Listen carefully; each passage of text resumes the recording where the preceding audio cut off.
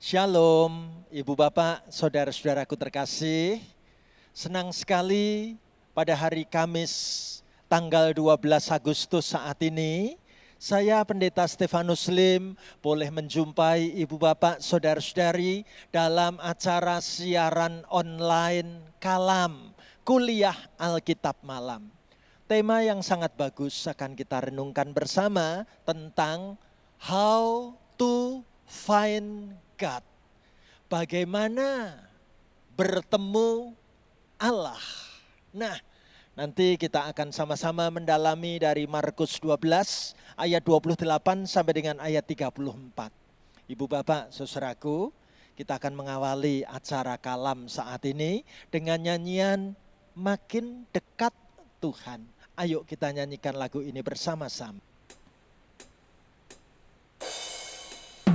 Lagu ini mau mengajak kita semua melewati masa pandemi ini tetap di dalam Tuhan, bahkan bersama Tuhan. Ayo kita nyanyikan lagu ini bersama-sama. Makin dekat Tuhan kepadamu, walaupun saliblah mengangkatku.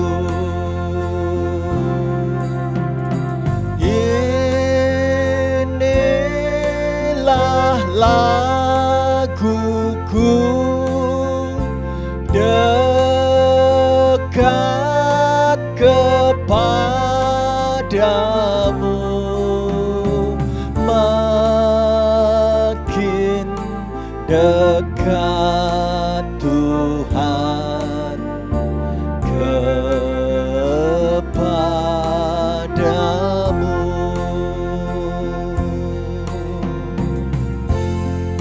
Di tengah dunia yang sangat sulit sekalipun, mari kita bawa hidup kita lebih dekat pada Tuhan dan semakin dekat pada Tuhan. Kita nyanyikan bersama. Berbantal batu pun ku mau rebah, bagai musafir yang lunglai lelah,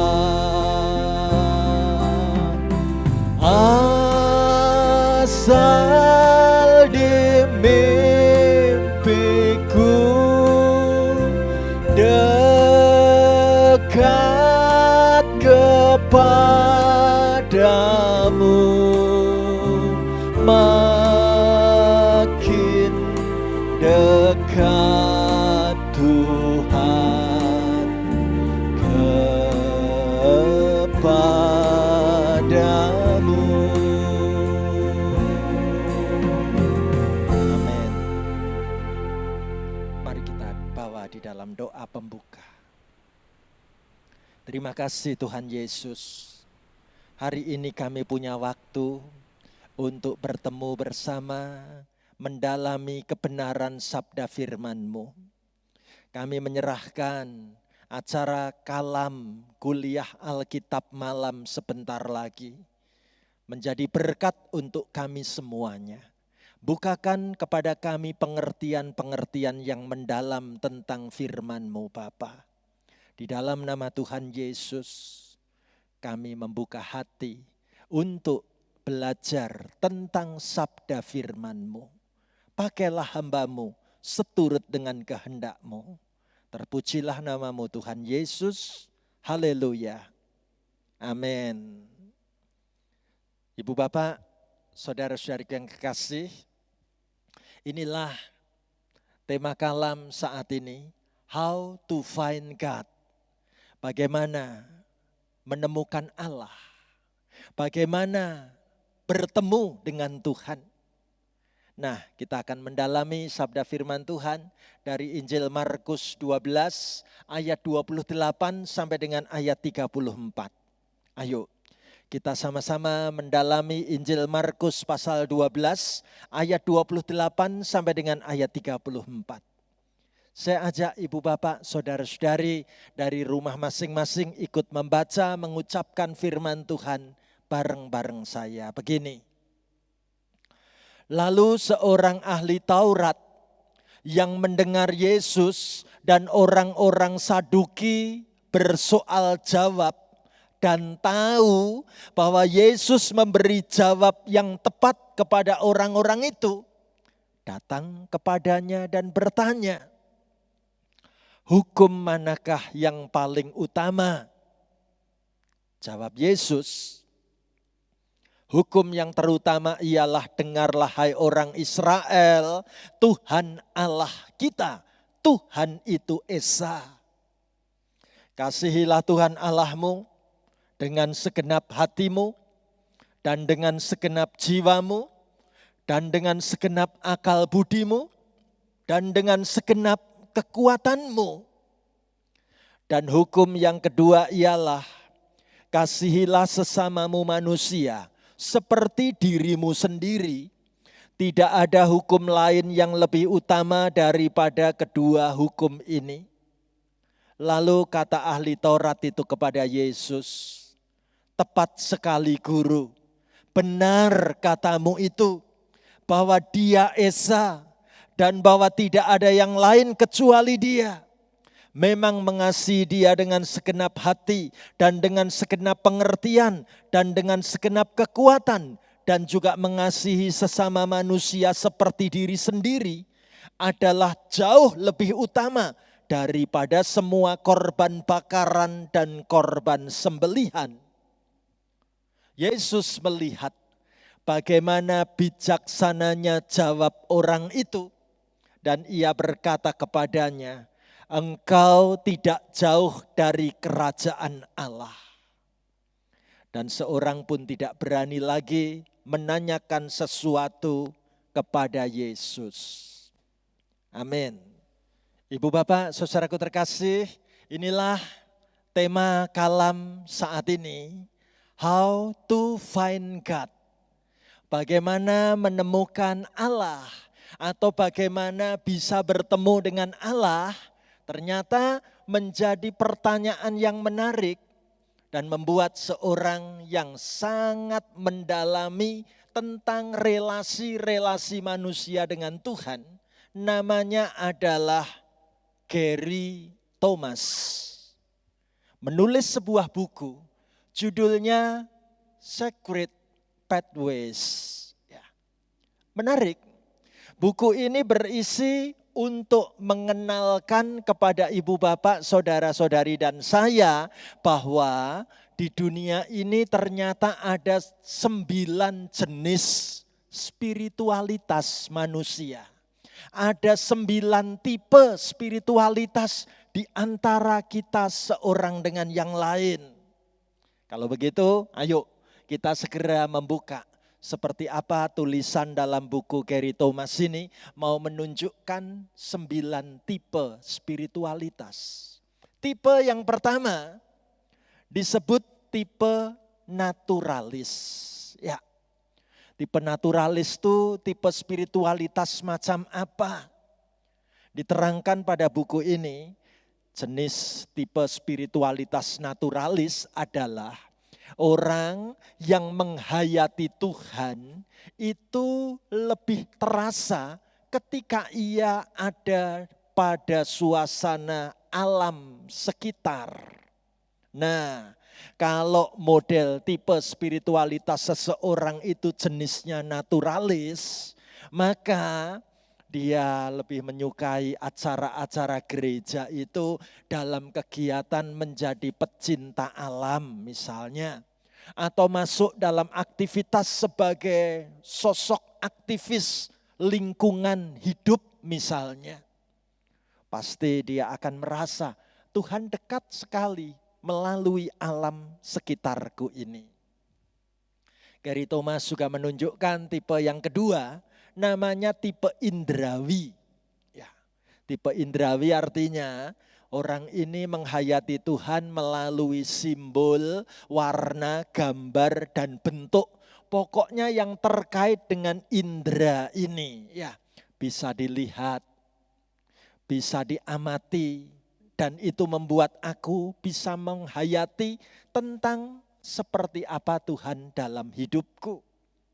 Nah, kalau kita ketemu dengan orang yang memiliki tipe spiritualitas indrawi, cocoknya orang ini masuk dalam pelayanan di gereja itu yang terkait dalam rancang bangun atau bentuk arsitektur gedung gereja. Wah, dia akan sangat senang mengartikan bentuk, warna, model gedung gereja ini di dalam pernak-perniknya itu punya arti apa.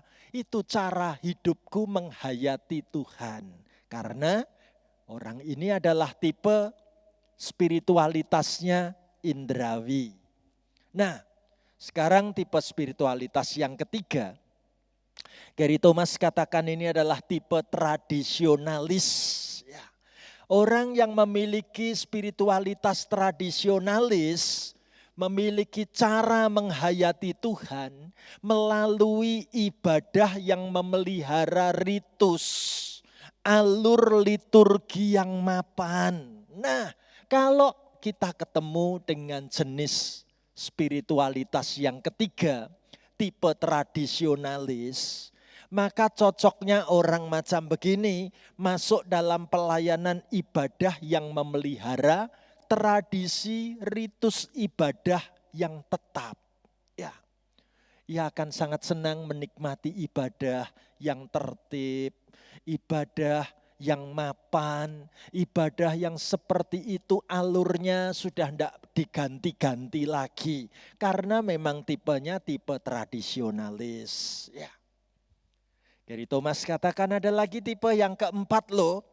Nama tipe spiritualitasnya yaitu askese. Ya.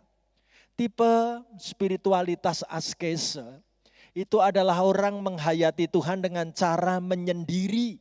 Suka berdoa secara hening, berdoa dengan tenang dalam kesendirian. Gak seneng yang rame-rame, ya. Cocoknya kalau di gereja ada anggota jemaat tipe spiritualitasnya askese, lebih cocok ia masuk dalam pelayanan sebagai tim pendoa. Yang tenang, yang syahdu, itu cocok bagi orang ini. Ya. Gary Thomas menunjukkan tipe yang kelima, yaitu tipe spiritualitas aktivis. Apakah itu?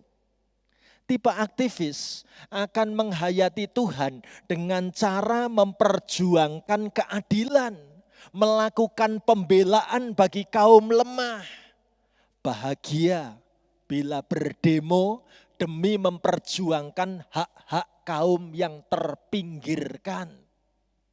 Cocoknya kalau di gereja ketemu dengan tipe spiritualitas aktivis, maka ia masuk dalam pelayanan sebagai aktivis masyarakat, sebagai penggerak sosial acara-acara gereja. Keren. Ya. Atau Gary Thomas katakan ada lagi tipe spiritualitas yang keenam. Nama adalah tipe pemerhati. Nah, tipe spiritualitas pemerhati itu cara menghayati Tuhannya itu dengan menemani mereka yang menderita. Aku merasakan dekat dengan Tuhan saat sedang menemani orang-orang yang dalam penderitaan. Cocoknya tipe pemerhati ini masuk dalam pelayanan di gereja sebagai tim pemerhati, sebagai penyambut jemaat, sebagai tim perkunjungan misalnya. Atau Gary Thomas juga memperkenalkan tipe spiritualitas yang ketujuh. Namanya tipe antusias. Tipe antusias itu kayak apa? Ia menghayati Tuhan melalui ibadah dalam nuansa praise and worship. ibadah yang gegap gempita, ibadah yang riuh, penuh tepuk tangan, penuh dengan suasana penyembahan.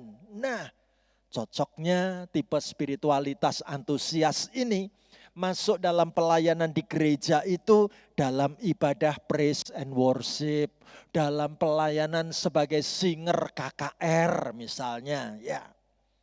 Ibu Bapak, saudaraku terkasih, Gary Thomas juga mau menunjukkan kepada kita ada tipe spiritualitas yang kedelapan, namanya tipe kontemplatif. Ya. Tipe kontemplatif itu seseorang ingin menghayati Tuhan dengan ibadah yang membawa pada keheningan, pada kesendirian, pada suasana kontemplatif. Cocoknya dalam gereja, tipe spiritualitas macam ini masuk dalam pelayanan ibadah kontemplatif. Dipasrai membuat kata-kata narasi ibadah yang menyentuh hati, gitu ya. Dan Gary Thomas juga memperkenalkan tipe yang terakhir, tipe spiritualitas intelektual, yaitu tipe orang yang menghayati Tuhan dengan mempelajari hal-hal baru tentang isi teks Alkitab, mendalami tentang siapa Tuhan dan bagaimana ajaran teologi. Nah, tipe spiritualitas intelektual cocoknya masuk dalam pelayanan di bidang pembinaan dan pengajaran, gitu ya. Nah, Ibu Bapak, saudaraku, sekarang kita tahu apa yang dimaksud dari 9 jenis tipe spiritualitas anak-anak Tuhan di dunia ini. Lalu apa yang mau disimpulkan oleh Gary Thomas? Ada 9 kesimpulan yang menarik. Kesimpulan pertama, kita mau lihat sama-sama. Dalam buku Sacred Pathways ini Gary Thomas mau katakan, setiap orang memiliki cara yang berbeda dalam menghayati keberadaan Tuhan.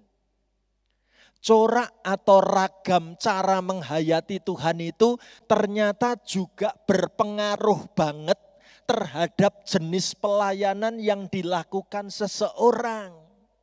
Jadi, ayo kita memperhatikan dan mengembangkan spiritualitas masing-masing guna menghayati relasi dengan Tuhan. Kita membuka diri dulu, bahwa ternyata tiap-tiap orang itu punya corak gaya yang berbeda di dalam membangun kedekatan dengan Tuhan. Tidak bisa disamaratakan, gitu ya. Yang kedua, Gary Thomas katakan, hindarilah menganggap suatu tipe lebih baik dibanding tipe yang lain. Tidak itu. Hormatilah cara-cara yang digunakan setiap orang untuk bersekutu dengan Tuhan. Hati-hati untuk tidak mencela ungkapan iman seseorang hanya karena dia berbeda dengan caraku. Ya. Doronglah orang lain untuk memelihara jiwa mereka dengan cara yang paling efektif bagi mereka sendiri. Sepanjang mereka tetap setia pada kebenaran firman Tuhan, itu baik-baik saja. Jadi enggak boleh menyebut seolah-olah kalau ibadah yang tepuk tangan, pakai band yang meriah itu lebih unggul dibanding dengan ibadah yang tenang, ibadah yang syahdu, ibadah yang lembut. Masing-masing punya cara yang berbeda-beda, gitu ya. Lalu Gary Thomas katakan yang ketiga, mengenali tipe spiritualitas akan menolong memahami diri sendiri dan menolong untuk mengembangkan hubungan dengan Tuhan. Aspek yang perlu dikembangkan, aspek yang perlu diseimbangkan, jebakan mana yang perlu diwaspadai, apa yang perlu dikerjakan saat stres dan lain-lain. Dengan saling membagikan tipe spiritualitas, pada pasangan, pada sahabat rohani, itu bisa menjadi momen percakapan yang penuh berkat. Bagaimana Anda mengalami kedekatan dengan Tuhan dan bagaimana Anda bergumul untuk mengalaminya. Ya, kenali tipe spiritualitas itu sungguh akan menolong diri kita, juga menolong orang lain di dalam mengembangkan hubungan dengan Tuhan. Yang keempat, Gary Thomas mengingatkan, tahukah kita tipe spiritualitas itu dapat berubah.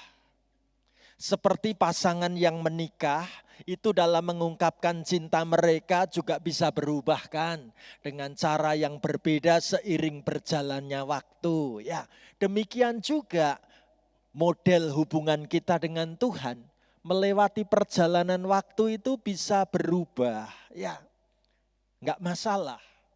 Yang penting kembangkan pengalaman dalam setiap tipe spiritualitas yang aku rasakan, agar kerohanianku nanti bisa seimbang dan utuh.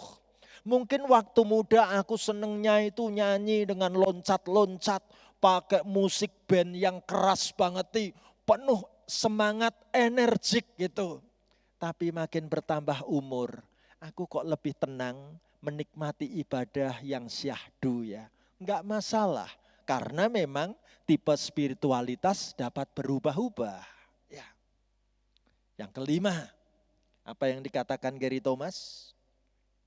Tipe spiritualitas dominan Anda baik untuk dijalani dalam ritme hidup yang normal dan dalam masa stres atau jauh dari Tuhan. Ya. Tipe spiritualitas yang berbeda dengan tipe dominan Anda, baik untuk dijalani supaya Anda bertumbuh secara menyeluruh, sangat menolong jika Anda belajar dari orang lain tentang bagaimana menjalani tipe-tipe spiritualitas yang berbeda. Ibu bapak, saudaraku, Gary Thomas mau mengatakan, dalam diri kita ini ada tipe spiritualitas yang dominan. Yang paling kuat itu tipe spiritualitas dalam diriku itu macam apa? Biar kita tetap pegang teguh tipe ini ketika kita dalam suasana normal, dalam suasana stres, dalam keadaan jauh dari Tuhan. Kita tetap ingat jenis tipe spiritualitas diriku itu macam apa. Sekaligus kita pun boleh melihat tipe spiritualitas pasanganku itu kayak apa. Tipe spiritualitas anak-anakku kayak apa. Tipe spiritualitas orang tuaku macam apa. Semuanya akan saling memberkati ketika kita bisa belajar dari tipe spiritualitas orang-orang di sekitar kita. Menarik. Yang keenam, kita perlu tahu, setiap gereja pasti isinya penuh dengan tipe spiritualitas yang berbeda-beda. Bahkan bisa jadi tipe spiritualitasnya saling bertentangan. Misalnya ada anggota jemaat senengnya nyanyi lagu-lagu yang meriah. Tapi ada juga anggota jemaat yang senengnya itu kalau ibadah tuh yang syahdu. Saudaraku, Gary Thomas mengatakan, sungguh tidak masuk akal mengharapkan agar semua kebutuhan spiritualitas setiap orang bisa terpenuhi dengan kebaktian seminggu sekali hanya dalam waktu 1,5 jam. Sulit. Kita perlu melengkapi kebaktian umum dengan ibadah-ibadah pribadi yang teratur sesuai dengan tipe spiritualitas kita. Jadi pada saat kita datang dalam ibadah hari Minggu, model ibadah hari ini seperti ini, ajari aku bisa memahami tipe spiritualitas yang berbeda dengan apa yang ada padaku. Dan mestinya gereja mengembangkan suasana ibadah dengan tipe spiritualitas yang beraneka ragam. Sangat kreatif bila ibadah dikemas, memperhatikan tipe-tipe spiritualitas anggota jemaat maupun para pengunjung kebaktiannya ya. Lalu yang ketujuh, Gary Thomas mau mengingatkan kita. Jika semua orang mengalami Tuhan dengan cara yang sama dan memberikan kepada Tuhan model penyembahan yang sama, maka nyanyian kemenangan gereja tidak akan memiliki simfoni yang indah. Ya, ini akan menjadi seperti orkestra di mana semua alat musiknya itu dimainkan pada nada yang sama. Ya, jadi Gary Thomas mau mengatakan, izinkan gereja itu menghayati tiap-tiap orang punya cara yang beraneka ragam seorang dengan yang lain. Tiap-tiap orang punya cara khusus di dalam menyembah kepada Tuhan. Dan itu perlu kita maklumi dan kita sadari.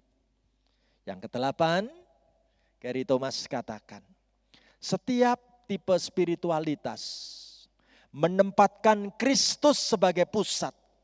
Namun di dalam Kristus ada banyak jalan bagi kita untuk mengungkapkan iman kita. Kristus pusatnya. Kita ini beraneka ragam cara untuk mengenal Kristus. Tiap orang berbeda-beda, jangan diseragamkan. Dan yang terakhir, Gary Thomas mau mengatakan apa? Tuhan mengundang setiap kita untuk mengasihi Dia dengan segenap hati. Oh, berarti ini tipe naturalis, tipe kontemplatif. Lalu Tuhan mengingatkan untuk mengasihi Dia dengan segenap jiwa. Ini tipe antusiasme, tipe askese, melibatkan suasana yang mempengaruhi kejiwaan hidupku. Tapi juga Tuhan, firman Tuhan katakan, kasihlah Tuhan Allahmu dengan segenap akal budimu, melibatkan tipe intelektual. Ya. Kasihlah Tuhan Allahmu dengan segenap kekuatanmu, ini melibatkan tubuh indrawi, ya, tipe spiritualitasnya. Dan mengasihi Tuhan sekaligus mengasihi sesama. Ini tipe aktivis, tipe pemerhati. Kasihilah sesamamu seperti mengasihi diri sendiri.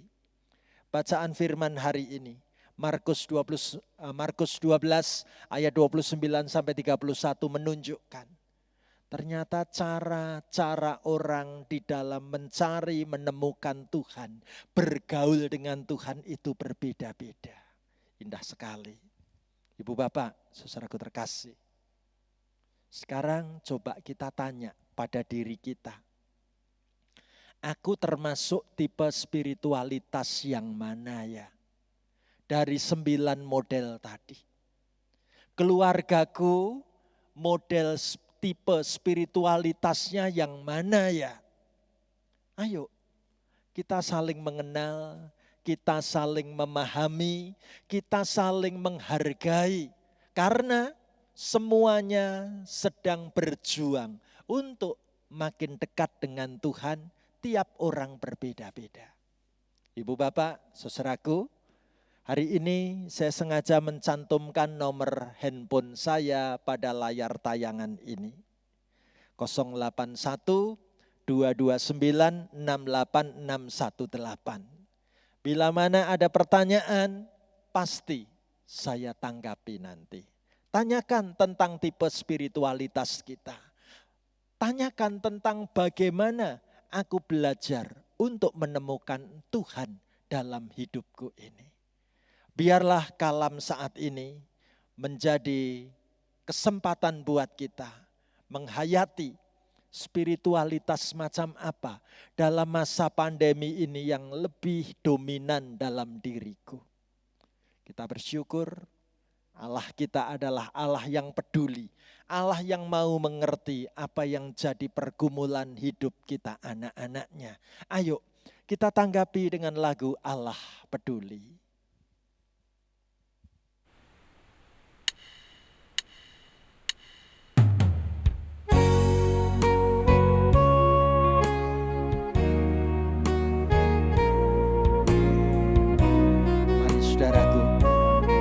Kita nyanyikan lagu ini sepenuh hati kita.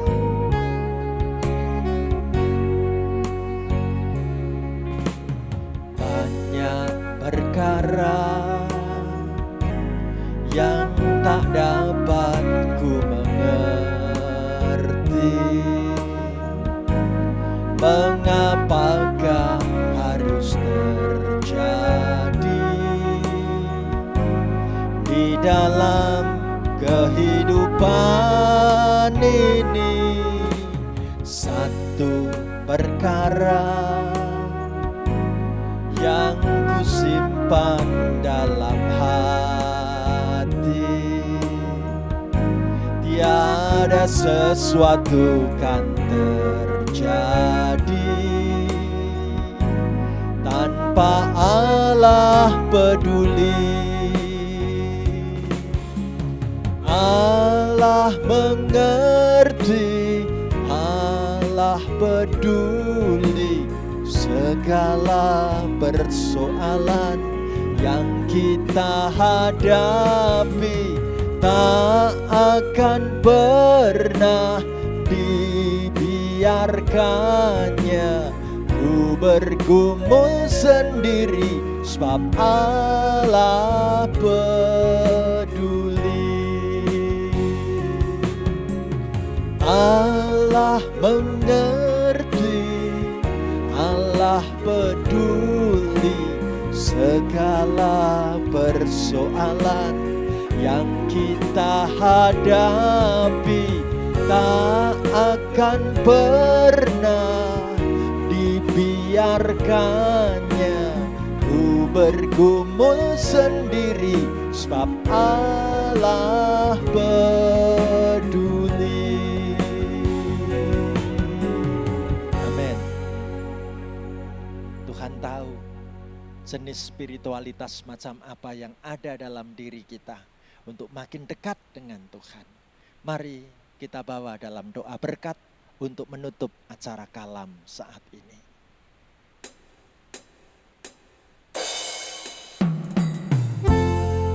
Terima kasih Tuhan, kami boleh belajar banyak tentang sabda firman-Mu.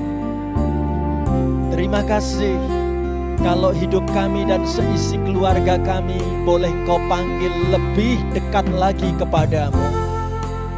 Tuhan Yesus, hamba mendoakan bagi setiap anak-Mu di dalam perjalanan iman melewati masa pandemi yang berat dan sulit ini.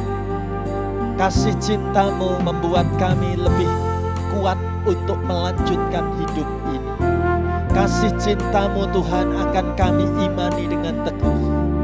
Hamba doakan perjuangan setiap anak-Mu diberkati Tuhan dengan berkat kesehatan yang baik, dengan semangat yang tinggi, dengan iman yang terarah penuh kepadamu. Tuhan pimpin kehidupan keluarga kami. Bapa di dalam sorga, kami berdoa untuk gereja-gereja Tuhan. Diberkati Tuhan dapat menjangkau siapapun untuk lebih mengenal Tuhan. Ajari kami Tuhan, boleh membagikan pengalaman iman kami, bahwa ternyata tiap orang berbeda-beda memiliki cara masing-masing di dalam membangun kehidupan spiritualitasnya. Ajari kami menghargai tiap-tiap gereja yang berbeda juga. Terima kasih Tuhan. Kami berdoa secara khusus, biarlah Tuhan menjagai kehidupan kami bersama keluarga kami. Berkati pekerjaan kami, berkati sekolah kami, berkati pergaulan kami, berkati masa depan kami, berkatilah perjodohan anak-anak kami. Kami mau pasrah dan mengikut kehendak-Mu Tuhan. Kau dampingi kehidupan kami dengan mengembangkan spiritualitas yang terindah untuk lebih dekat dan makin dekat kepadamu Tuhan. Terima kasih untuk kalam di malam ini. Biarlah kami semakin dekat dengan Tuhan. Tuhan jagai, Tuhan lindungi, Tuhan pimpin hidup kami dan seisi keluarga kami. Terima kasih Tuhan. Inilah rangkaian doa kami. Kami mohon berkat kepadamu. Biarlah berkat-Mu turun atas keluarga kami. Mulai sekarang sampai selama-lamanya. Di dalam nama Tuhan Yesus. Kami bersyukur untuk kalam yang kami ikuti saat ini. Terpujilah namamu Tuhan Yesus. Haleluya. Amin.